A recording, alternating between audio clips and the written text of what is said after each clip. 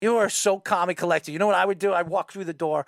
I open the door, open the screen, and say, listen, Ma, I am a national champion, baby.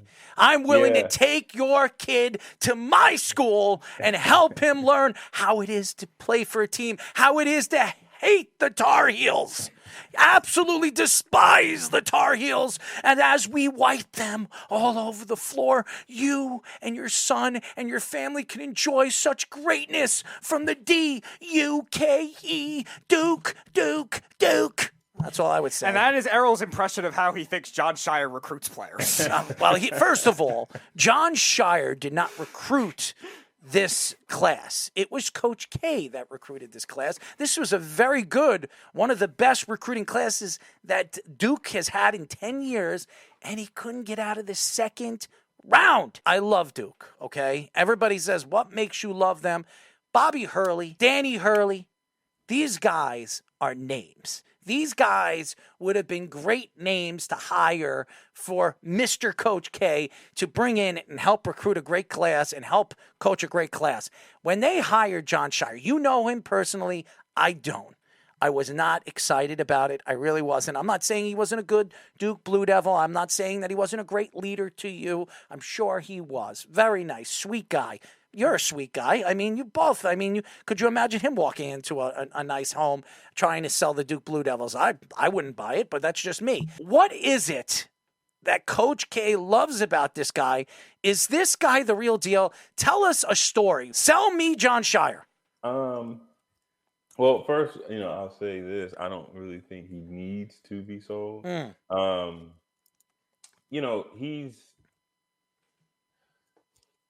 We're honestly, like, demeanor-wise, kind of similar. And so, I kind of understand his persona a little bit. And, he doesn't, he comes off, he is really nice. He's a cool dude. But he's a killer. He's a hellacious competitor, and it may not look that way, and he may not walk into a room and strike fear in anyone, but he is a hell of a competitor. He's Ted Bundy. Is that what you're saying? Yeah, in a more less murdery kind of way. But yeah, he's yeah. I mean, he's one of the he's one of the biggest competitors I've ever been around. I've been around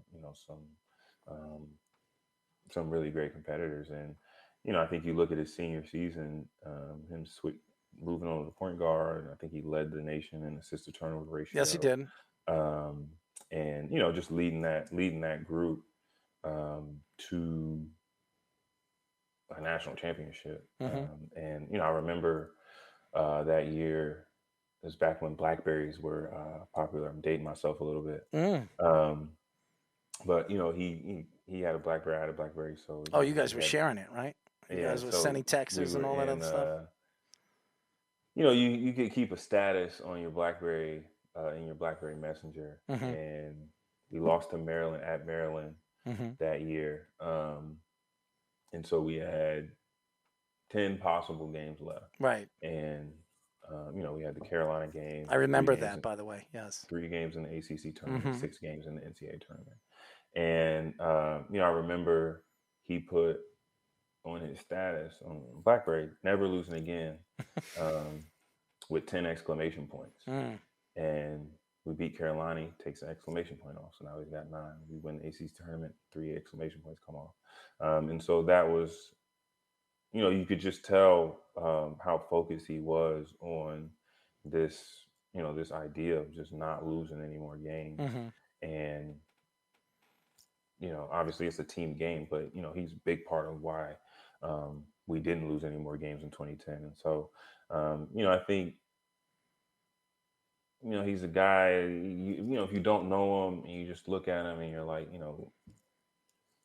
you may think one thing, and I was like that too. And I came in as a freshman, and I was like, who is this guy?